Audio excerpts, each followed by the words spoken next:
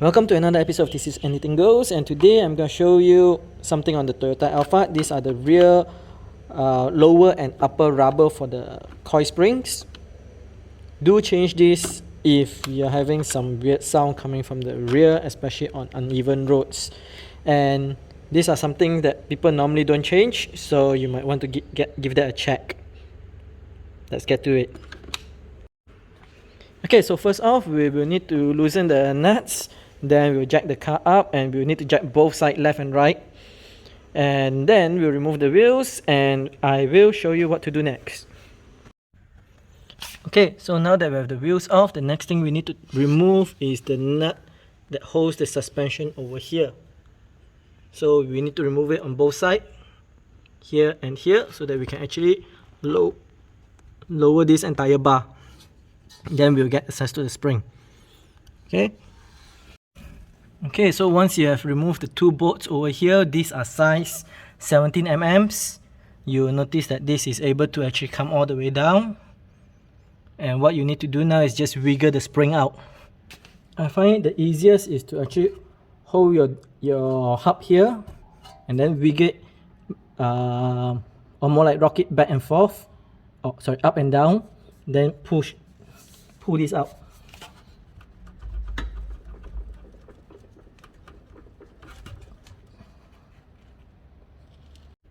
So what you have is the top mount over here and the bottom mount over there, whereby you can just use a screwdriver to take it out. Or you can actually just do that. Okay, so let's compare the old and the new. First, compare the top mount. Okay, as you can see, this is definitely compressed. This has got cracks all over it.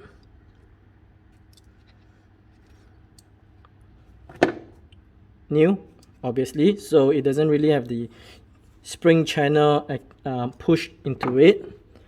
This is,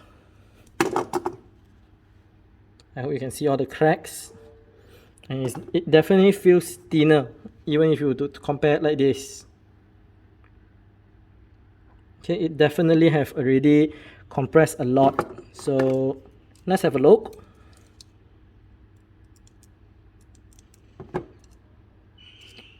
What are the odds that I run out of battery?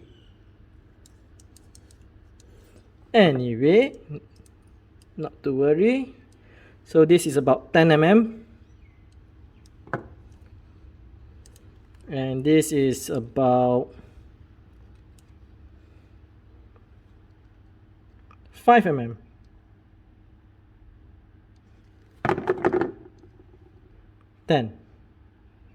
Okay, the digital doesn't work, but we still have the manual.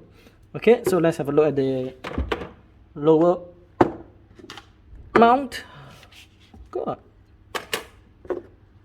lower mount is cracked as well.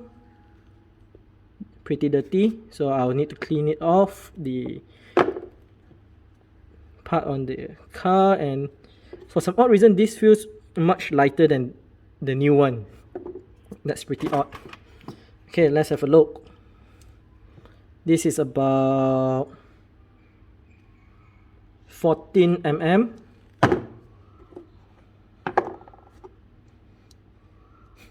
And this is about 7 mm. It has shrunk by half. Wow. Okay, so to put it back, just make sure that this aligns with the hole, just like this, and this aligns with your spring. So your spring should end on this part. Same goes with this side. Then you do the opposite of how we took it out. We wiggle it back in, or we rock it back in.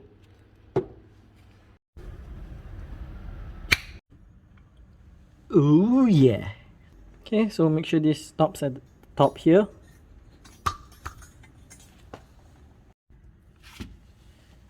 Okay, so make sure that your 2 points over here goes to over here.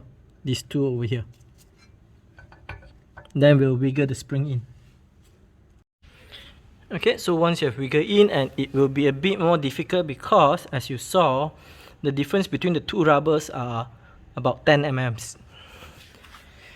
So while rocking it, the other side actually came out. So I'll be cleaning this as well. Then we'll put it in. Okay, so just for your reference, this will be the top and this will be the bottom. Don't mix it up. Now that we are done installing it and we have already bolted back the absorber, now these bolts you need to torque it to 58 Newton meters. Alright, 58 Newton meters, just to be precise, plus minus 5 Newton meters. Okay, then now what is left is to actually just install back the wheels and lower back the car, and we are done. If there's anybody interested in seeing me changing the rear axle bush, well, leave it in the comment. If there's enough, I might just do it, which means I might need to buy some special tools to do it. So make sure there's enough comments down there and I will consider it, else I might just let somebody else do it. Well, that's the end of this DIY. I hope you learned something from it. Now let's talk a bit about this. The reason why I'm doing this DIY was because I was feeling something off from the back of the car. It's a bit more bouncy and also harsh, and there was some sound coming from it. That is the reason why I actually climbed under the car, and I noticed that the rubber mount on the bottom and the top of the spring a bit cracked. Not a bit cracked, it was quite cracked up. So I decided to change it. Now after changing it, it has been a couple of days already. I've been driving this car around.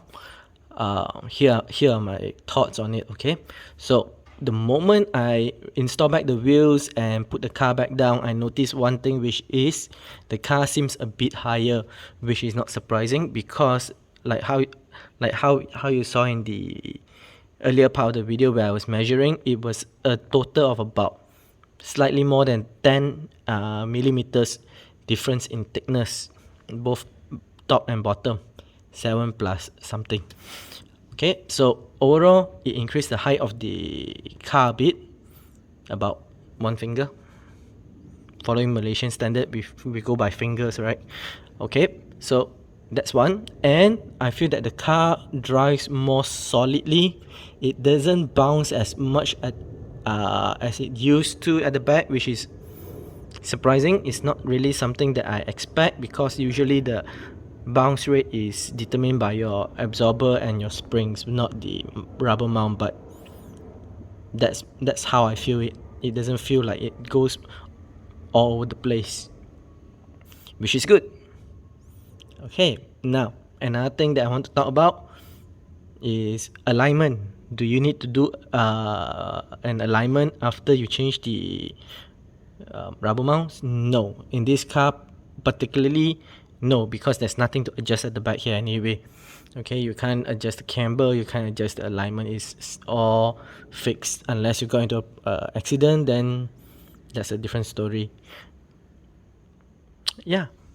Oh, okay, let's talk about time. The time it took for this is roughly about 25 minutes one side, and that is with recording. If without recording, probably I get it done in 15 minutes. It's a very fast DIY, so both sides expect about 1 hour like that. Yeah, about an hour.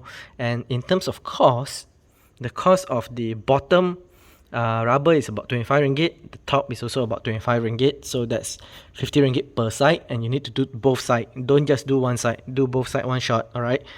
And that would cost about 100 ringgit.